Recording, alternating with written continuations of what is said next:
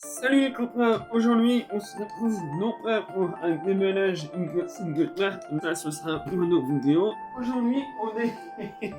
Je rigole parce que il m'a coûté la pollution. On va se déballer ensemble la Dabla de la Ichiban Koji Master Line. Alors, par où commencer? Alors, je vais vous montrer tout d'abord, comme d'habitude, la boîte dans son en premier plan.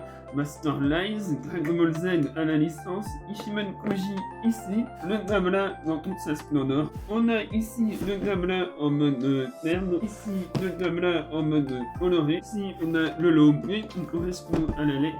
Et Ichiban Koji, qu'est-ce que c'est? Une loterie japonaise tout simplement, vous arrivez, vous prenez un ticket, 800, 700 yens, vous chopez la lettre B et vous repartez avec ce joli Dabla. Voilà, le tour de la boîte est terminé. On va se faire les ciseaux. Hop là. C'est parti. On y va, let's go. Elle m'a coûté 25 yens Ichiban Koji. Donc je vous laisse faire le calcul. Hein. Vous faites 800 yens à peu près multiplié par 25 et vous avez le prix qu'elle m'a coûté. Malgré tout, c'est la seule que je voulais vraiment de fou. Voilà, c'est un mal pour un bien, j'ai envie de dire. La figurine la plus chère de ma collection, certainement. On ouvre avec le sourire. Hop là. Comment ça se présente? Putain, plus ça va et plus ils mettent 36 millions de morceaux. Ils vont mieux ça ou autre truc à l'arrache. Ça se présente sous forme de plastique rigide. Je suis assez claqué. Hop, ça dégage. Et voilà, très content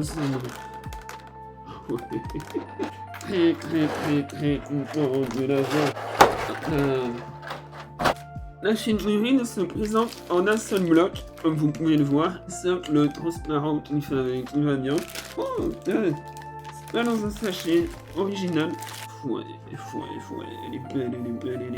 On a une capuche, ma foi, sympa.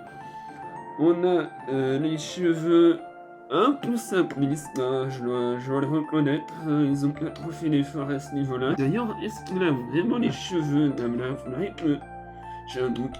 Faudrait que je regarde. J'avais un peu peur au niveau de la modélisation par rapport à la ceinture, mais finalement ça va, c'est très bien fait. On a les oreilles, on revient sur le visage, on fait un peu tout dans le désordre, je suis pas un professionnel.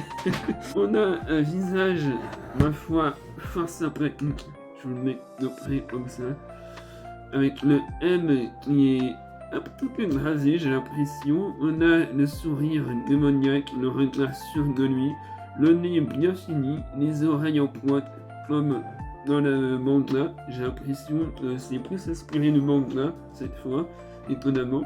On a des traits creusés dans l'oreille, je disais, la capuche incroyablement bien foutue, je trouve. Les capuches, les capes, je sais pas trop comment on pourrait dire ça. Les épaules, vraiment bien foutues, pareil, avec des plis. Les mains, vraiment quali, vraiment aucun doigt qui colle, rien, propre. Le trapèze, avec une jonction entre les deux pour appuyer la musculature, vraiment top. On a la petite moustache qui fait du bien. Comme je disais, la ceinture, vraiment cool. On a le pantalon, pareil, clean, propre. On a les jointures, j'ai l'impression, ici. Visiblement, ça a été pris en compte dans le moule, puisque on a l'impression que c'est fait exprès. Très propre, très cool. Les boîtes bien foutues. Hop là, je vous mets dans la caméra parce que en ce moment mon téléphone me fait des coups de frayeur, donc je préfère multiplier les plans. Voilà, boîte bien foutue, bien modélisée. On a les chaussures en pointe années 90 comme j'aime moi. Ouais, au niveau modélisation, on a fait le tour. J'ai aucun gros défaut à signaler, elle est parfaite. On passe ensuite à la coloration. Il m'est arrivé dans certaines Koji d'avoir des gravures, des choses pas très jolies. Et là, pour une fois, j'ai l'impression que j'ai aucun défaut d'usine. C'est ouf. Ils sont vraiment améliorés ou c'est moi On a une tonalité... Hop, je vous avance un petit peu. On a une tonalité un peu rose saumon, j'ai l'impression, plutôt que le rouge. Mais ça le fait vraiment un ton neutre J'ai eu l'impression qu'il y avait des dégradés, des nuances sur la peau, mais visiblement ce n'était que la lumière. Peu dommage sur ce niveau-là. C'est peut-être le seul reproche que j'aurais à faire sur cette figurine. Les yeux jaunes avec la pupille assez fine à l'intérieur. J'aime beaucoup le regard très années 90. L'aspect M, imagine tout simplement. Pas trop appuyé. Juste ce qu'il faut, c'est très bien. Au niveau de la cape, là où ils ont fait une erreur sur la Saiyaman, Great Saiyaman Last One sortie récemment, sur celle-ci, ils sont un peu fait chier. Ils ont vraiment fait des nuances de couleurs. On part d'un ton un peu clair, assez sombre au milieu. Ça rend hyper bien, vraiment très content. Limite, j'ai envie de l'exploser en mode, voilà, comme ça. Plutôt comme ça, histoire qu'on voit un peu le travail. Vraiment cool. Combinaison, hein, puisque à mon avis, voilà, vous voyez les jointures au milieu, les jonctions au milieu. C'est une seule et même tenue, visiblement. On a des nuances sur le pantalon, mais un peu moins sur le haut, j'ai l'impression. On a un aspect clair au niveau des muscles, une place de sombre autour. Et c'est beaucoup plus appuyé au niveau du pantalon, je trouve. Vraiment sombre, je trouve, au niveau de l'extérieur. Puis ça passe sur un bleu un peu plus clair. On a zéro nuance sur la ceinture, là oubli, c'est un peu dommage.